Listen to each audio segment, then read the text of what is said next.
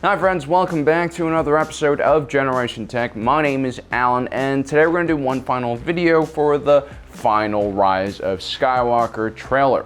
We're going to be talking about that extremely epic scene where Finn and Jannah are leading a horde of badass looking warriors on horseback on the surface of a Star Destroyer in the midst of a gigantic battle.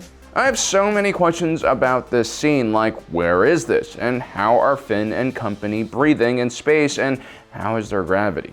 So let's try to break down this scene and figure out exactly what is going on. First, let me correct myself. Finn and Jannah are not on horseback, they are on Orbak back.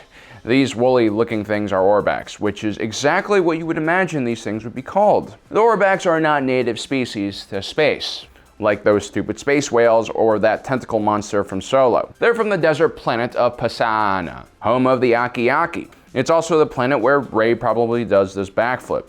So wherever Finn and company are in this trailer, they most likely have shipped these Orbaks to this location for the battle. Which means that all the Resistance fighters were most likely gathered around a holographic table of some sort and discussing how they're going to attack the enemy forces. Because that's what always happens in these movies, and J.J. Abrams loves playing it safe and familiar. I imagine the Resistance's new tribal friends with their bow and arrows and Orbaks want to get involved, and the Resistance, being the inclusive and friendly bunch that they are not going to want to leave them out, so they hatch this plan. As I said in the last episode, this looks awesome, this looks epic, but if you bring a bow and arrow to a turbo laser fight in space, you deserve to get vaporized.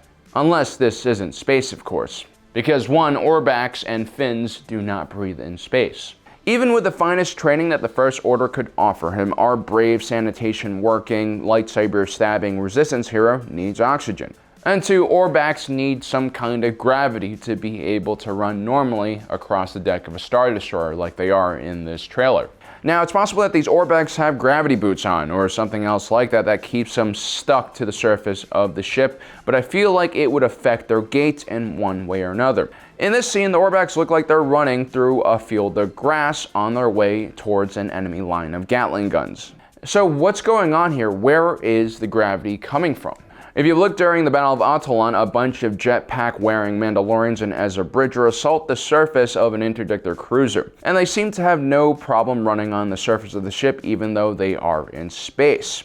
Although their gait does seem to imply that there is less gravity. We're not really sure if this is because of their suits or their armor. Mandalorians are known for packing as much high-tech crap into their suits as a Hyundai Sonata does into their base model, so they could have some kind of magnetic locking mechanism on their feet. But more likely, judging by how they are running, they're on the edge of the ship's own gravity field, which is probably going to be weaker on the surface of the ship rather than the interior. Now, as you probably can tell, in Star Wars, most ships don't use centrifugal force to create gravity like our space stations and long-range colony ships. Instead, in Star Wars, we have something known as inertial dampeners or an acceleration compensator. It has two purposes. One, it protects the occupants of the ship from intense high-G maneuvers, and two, it creates gravity inside a ship so people aren't just floating around.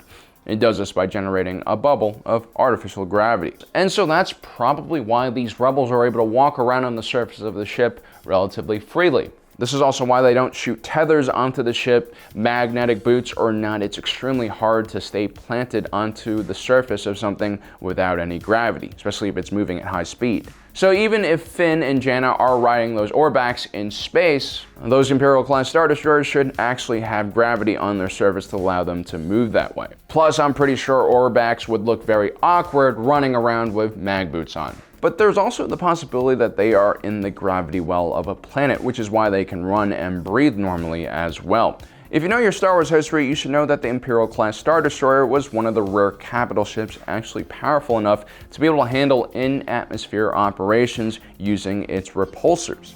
But it should be noted when a ship of this size is performing in-atmosphere maneuvers, the reactors are basically being overtaxed by the repulsors, which means they have limited abilities to defend themselves with shields or turbo lasers. It takes a lot of energy to stay afloat. Which means it's not really ideal for an Imperial-class Star Destroyer to be fighting in atmosphere. During the Clone Wars, we see a Venator-class Star Destroyer get completely wrecked in atmosphere for this reason.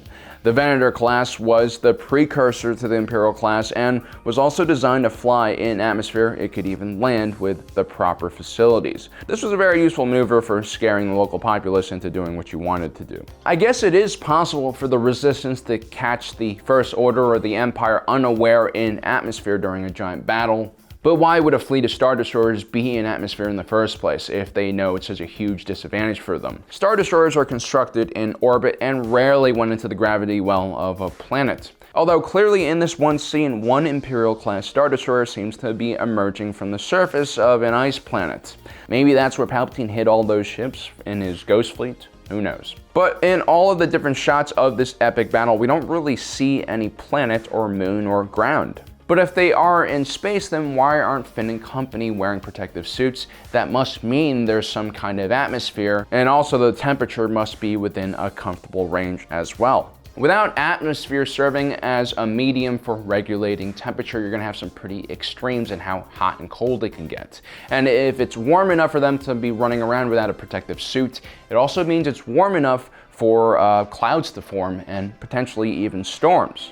Lightning is a phenomenon that scientists have observed on other planets in our solar system like Venus and Jupiter. It comes from an intense static electrical discharge created by friction within gas clouds and storm systems. Clearly, in the background of this battle, there are numerous angry clouds with lightning, another sign that we are not in deep space, but in fact in atmosphere. So we have a bunch of contradicting observations here. There clearly is oxygen and warmth here. There is gravity on the surface of the ship, enough for them to run on, but at the same time, the ships are probably not fighting within the atmosphere of a planet. The huge strain on the reactors from the repulsors should prevent the Star Destroyers from firing and protecting themselves adequately. So where the hell are they? Now, there is one possibility that we have not discussed yet, and that is a nebula.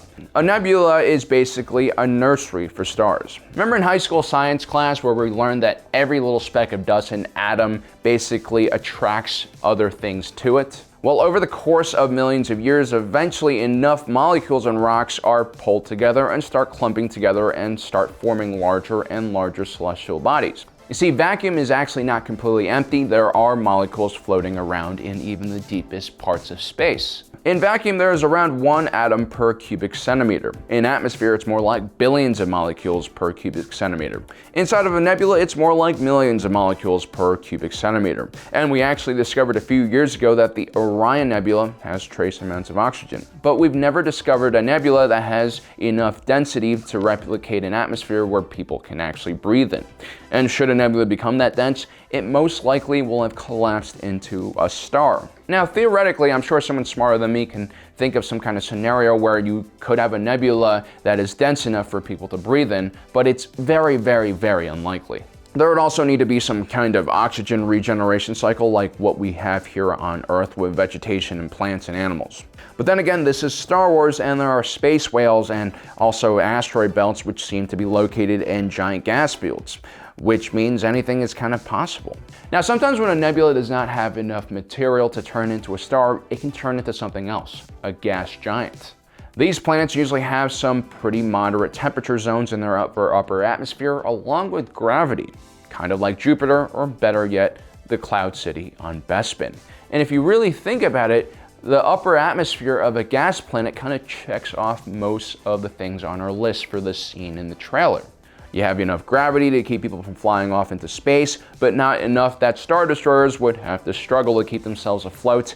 You also have a breathable atmosphere, comfortable temperature, and, of course, lightning storms. So I'm pretty sure that's what we're seeing right now. This is a giant battle in the upper atmosphere of a gas giant, which I think is pretty cool. We haven't really seen anything like that just yet, but let me know in the comment section below what you think about my science.